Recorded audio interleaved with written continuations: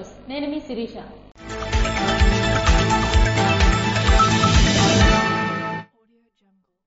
ఈ నెల 12వ తేదీ తర్వాతనే వరి కోతలు నూర్పులు చేయాలని జిల్లా కలెక్టర్ స్వప్నిల్ దినకర్ రైతులను కోరారు. సోమవారం జిల్లా పరిషత్లో జిల్లా జాయింట్ కలెక్టర్ పరమాన్ అహ్మద్ ఖాన్ తో కలిసి జిల్లా కలెక్టర్ స్వప్నిల్ దినకర్ విలేకరుల సమావేశం నిర్వహించారు. సందర్భంగా ఆయన మాట్లాడుతూ వరి పంట ముందుగా జరిగి కుప్పలు వేసి ఉంటే 12వ తేదీ తర్వాత నూర్పులు చేయవద్దని రైతులను కోరారు. కోతలు కోసే ఉంటే వెంటనే కుప్పలు వేసుకోవాలని తెలిపారు.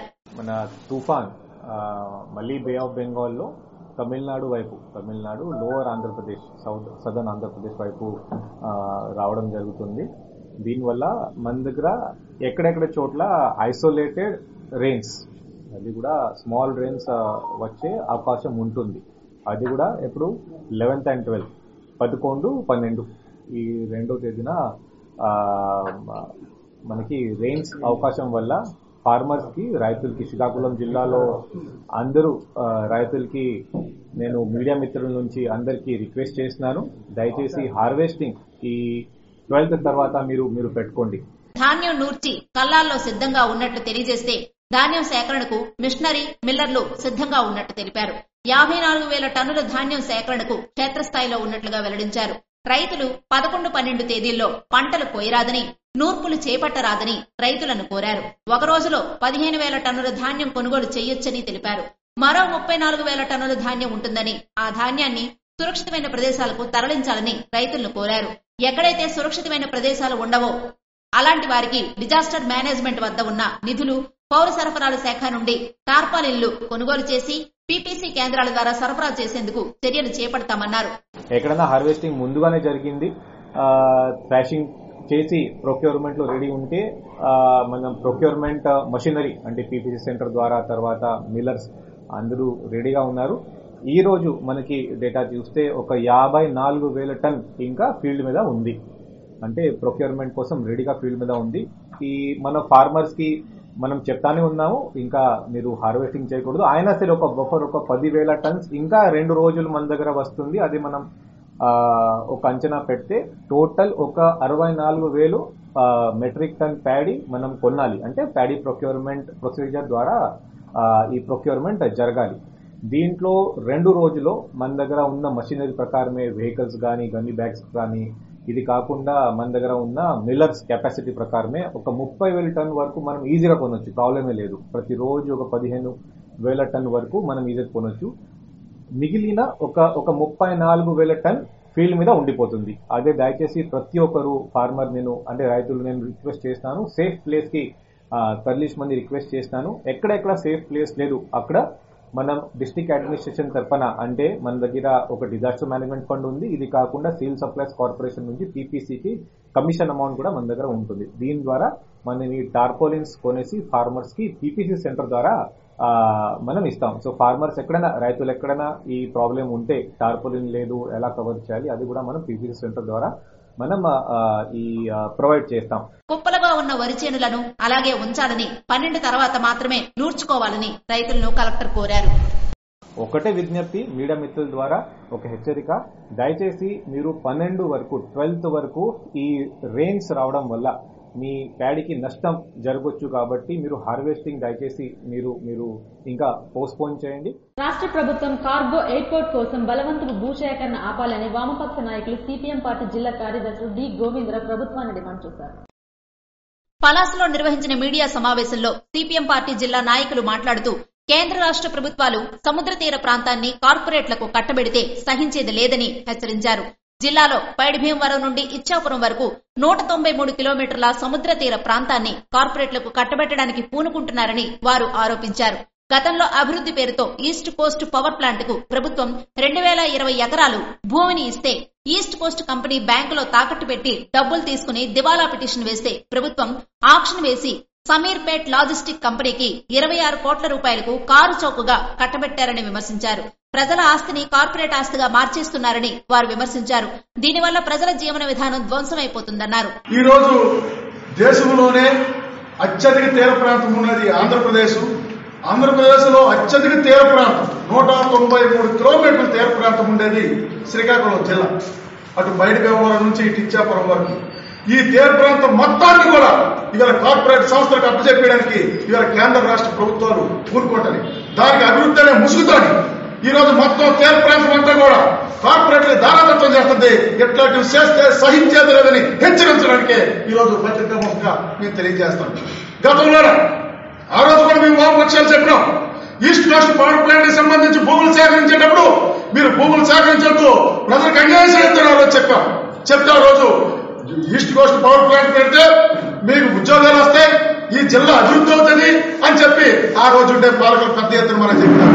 ఈస్ట్ కోస్ట్ పవర్ ప్లాంట్ కి 2020 ఎకరాలు ప్రభుత్వం భూమి సేకరిస్తే ఆ భూమి అంతా కూడా బ్యాంకులో తాకట్టు పెట్టేసి డబ్బులు తీసుకొని ఉడాయించి వెళ్ళిపోతే అది ప్రభుత్వం యాక్షన్ వేస్తే అది సమీర్పేట్ లాజికల్ కంపెనీకి ఇవాళ 26 కోట్లకి కారు సౌకగా ఇవాళ అప్పచెప్పింది ప్రభుత్వం. అభివృద్ధి అంటే అభివృద్ధి అనే పేరుతోని ప్రజల ఆస్తుల్ని కార్పొరేట్ ఆస్తులుగా మార్చడానికి ఇవాళ ఇక్కడ ప్రభుత్వాలు కూరుకుంటారు. జిల్లా సస్యశ్యామలంగా అభివృద్ధి జరగాలంటే వంశధార ప్రాజెక్టు నిర్మించి 50 ఏళ్లు కావస్తున్నది. వంశధార ఆధునీకరణకు 1000 కోట్ల రూపాయలు కేటాయించి చివరి భూముల వరకు నీరు అందిస్తే 2 పంటలు పండి ప్రజల ఆదాయం పెరుగుతుందని, తద్వారా ప్రజల కొనుగోలు శక్తి పెరుగుతుందని, వ్యవసాయ అనుబంధ పరిశ్రమలు పెరుగుతాయని, ఉపాధి దొరుకుతుందని, వలసలు నివారించబడతాయని, జిల్లా అభివృద్ధి చెందుతుందని అన్నారు. వంశధార ఆధునీకరణకు ప్రభుత్వం ఎందుకు నిధులు కేటాయించట్లేదో చెప్పాలని వారు డిమాండ్ చేశారు. పెండింగ్ ప్రాజెక్టులు వెంటనే పూర్తి చేయాలని డిమాండ్ చేశారు. కార్పొరేట్ అభివృద్ధా, ప్రజల అభివృద్ధా అని వారు ప్రశ్నించారు. ఆంధ్రప్రదేశ్ ని రాష్ట్ర ప్రభుత్వం అదానీ ప్రదేశ్ గా మార్చేస్తుందని ఆరోపించారు. జీడీ కొబ్బరి పంటలకు గిట్టుబాటు ధర కల్పించి ప్రభుత్వమే కొనుగోలు చేయాలని డిమాండ్ చేశారు. కార్యక్రమంలో వామపక్షాల కార్యకర్తలు తదితరులు పాల్గొన్నారు. ఈ జిల్లా అభివృద్ధి చెందాలనంటే ఈ జిల్లాలో వంశధార 2 పంటలకు నీరు అందిస్తే ఈ జిల్లా అభివృద్ధి అవుతుంది. నేరేడు బ్యారేజీ నిర్మాణం చేస్తే జిల్లా అభివృద్ధి అవుతుంది. 2 పంటలుగా పండిస్తే మన జిల్లాలోన ఆదాయం పెరుగుతుంది, ఉపాధి పెరుగుతుంది, వలసలు నివారించబడతారు, దానికి అనుబంధ పరిశ్రమలు అనేక వస్తాయి, ఉపాధి అవకాశాలు కలుగుతాయి. ఇది అభివృద్ధి. దీనికి వంశధార ఏర్పడి 50 సంవత్సరాలు అయింది. దాన్ని ఆధునీకరణ చేయాలి. ఆధునీకరణకి పైసా కేటాయించడం లేదు. ఆధునీకరణ చేస్తే చివరి భూముల వరకు నీరు వస్తుంది. కానీ అందరూ మేము అభివృద్ధి అని అంటారు. ఈ జిల్లా పాలకుల తాలుగా కావాలే ఈ జిల్లాను వెనుకబడటానికి ప్రధానమైన కారణం ఈ రోజు నిధులు లేకపోవడంతోనే, ఇవాళ నీటిని వినియోగించకపోవడంతోనే ఇవాళ ఇక్కడ నష్టం జరుగుతుంది. అందుకోసం తక్షణం దీనికి 1000 కోట్ల రూపాయలు ఆధునీకరణ నిధులు కేటాయించాలని చెప్పి వామపక్షాల తరఫున మేము డిమాండ్ చేస్తున్నాం. పార్వతీపురం మన్యం జిల్లా కలెక్టర్ కార్యాలయంలో శ్రీ సర్వమంగళదేవి పీఠాధిపతిని కలుసుకున్న రాష్ట్ర మంత్రి కింజరాపు అచ్చెన్నాయుడు. సోమవారం ఆంధ్రప్రదేశ్ రాష్ట్ర వ్యవసాయ పశుసంవర్ధక మత్స్యశాఖ మంత్రి కింజరాపు అచ్చెన్నాయుడు పార్వతీపురం మన్యం జిల్లా కలెక్టర్ కార్యాలయంలో శ్రీ సర్వమంగళాదేవి పీఠాధిపతి బ్రహ్మశ్రీ మురపాక కాళిదాసు శర్మతో ప్రత్యేకంగా భేటీ అయ్యారు. శ్రీ సర్వమంగళాదేవి పీఠంలో కోర్కెలు తీర్చే కల్పవల్లిగా పేరుగాంచిన అమ్మవారికి పట్టు వస్త్రాలను మురపాక కాళిదాసు శర్మకి అందజేశారు. అనంతరం సర్వమంగళాదేవి పీఠాధిపతి ప్రముఖ నాడి జ్యోతిష్కులు బ్రహ్మశ్రీ మురపాక కాళిదాసు శర్మ కలెక్టర్ కార్యాలయంలో అమ్మవారి చిత్రపటాన్ని అందజేసి వేదమంత్రాలతో అచ్చెన్నాయుడిని ఆశీర్వదించారు. లావేరు మండలం బుడుమూరులో ధాన్యం కొనుగోలు కేంద్రాన్ని పరిశీలించిన నాదెండ్ల మనోహర్. రైతు వద్ద నుంచి ప్రతి బస్తాకు కనీస మద్దతు ధర చెల్లించే కొనుగోలు చేసే బాధ్యతను కూటమి ప్రభుత్వం తీసుకుంటుందని రాష్ట్ర పౌర సరఫరాల శాఖ మంత్రి నాదెండ్ల మనోహర్ భరోసా ఇచ్చారు. లావేరు మండలం బుడుమూరులో ధాన్యం కొనుగోలు కేంద్రాన్ని సోమవారం మంత్రి పరిశీలించారు. ఈ సందర్భంగా నాదెండ్ల మనోహర్ మాట్లాడుతూ ఎక్కడా పొరపాటు లేకుండా కూటమి ప్రభుత్వం రైతుకు అండగా నిలబడుతుందని, రైతుని రాజును చేయటమే లక్ష్యంగా మేమంతా పనిచేస్తున్నామని అన్నారు. గడిచిన 5 ఏళ్లలో రైతులు అధికారులతో మాట్లాడి తమ సమస్యలు చెప్పుకునే పరిస్థితే లేదు. తుఫాన్ వస్తే వరి కుప్పలపై కప్పుకోవడానికి రైతులకు ఒక్క తార్పాన్ కూడా గత 5 ఏళ్లలో ఇచ్చిన పాపాన పోలేదని అన్నారు. అధికారులని రైతుల వద్దకు ప్రభుత్వం పంపుతుందని, దేశంలో మొట్టమొదటిసారి ఏఐ టెక్నాలజీ సాయంతో రైతుల సౌలభ్యం కోసం టోల్ ఫ్రీ నంబర్ కూడా ఇచ్చామని నాదెండ్ల మనోహర్ అన్నారు. ఆ నెంబర్కి రైతు వాట్సాప్ లో హాయ్ అని పెడితే చాలు, ఎవరితో సంబంధం లేకుండా ధాన్యం అమ్ముకునే వెసులుబాటు కల్పించాము. ఈ కార్యక్రమంలో ఎచ్చెర్ల ఎమ్మెల్యే నడుగుతి ఈశ్వరరావు, జిల్లా collector Swapnil Dinakar, joint collector Farman Ahmed Khan, DSP Vivekananda తదితరులు పాల్గొన్నారు. జిల్లా కలెక్టర్ స్వప్నిల్ దినకర్ ని కలుసుకున్న వైఎస్ఆర్సీపీ సమన్వయకర్త ఫిర్యా విజయసాయిరాజ్. శ్రీకాకుళం జిల్లా పరిషత్ చైర్పర్సన్, ఇచ్చాపురం నియోజకవర్గ వైసీపీ సమన్వయకర్త ఫిర్యా విజయసాయిరాజ్ శ్రీకాకుళం జిల్లా పరిషత్ మీటింగ్ హాల్లో కలెక్టర్ స్వప్నిల్ దినకర్ ని కలిసి లేఖను అందజేశారు. ఆ లేఖపై కలెక్టర్ స్పందించాల్సిందిగా కోరారు. ఇచ్చాపురం నియోజకవర్గ పరిధిలో గల ప్రభుత్వ హయాంలో వివిధ వంతెనలకు ప్రతిపాదించి సాంకేతిక అనుమతులు మరియు పరిపాలన మరియు ఆర్థిక అనుమతులు మంజూరు చేసి టెండర్లకు పిలిచారు. ఇచ్చాపురం మున్సిపల్ పట్టణాన్ని కలుపుతూ బహుదా నదిపై కొత్త వంతెన నిర్మాణం, బారువా కొండిరేవుపై వంతెన నిర్మాణం, బారువా టౌన్ సమీపంలో మహేంద్రతనయ నదిపై వంతెన నిర్మాణం, పై వంతెనలు గత ప్రభుత్వ హయాంలో టెండర్లను పిలిచారు. ఆ దశలో ఆగిన వంతెనల ప్రజోపకారం దృష్ట్యా సత్వరమే వంతెనల నిర్మాణం చేపట్టి పూర్తి చేయాల్సిన అవసరం ఉందని శ్రీకాకుళం జిల్లా కలెక్టర్ని కలిసి వినతి పత్రాన్ని ప్రియా విజయసాయిరాజ్ అందించారు. ఇవి ఈనాటి వార్తలు. మరిన్ని వార్తలతో మళ్ళీ కలుద్దాం. చూస్తూనే ఉండండి SS న్యూస్.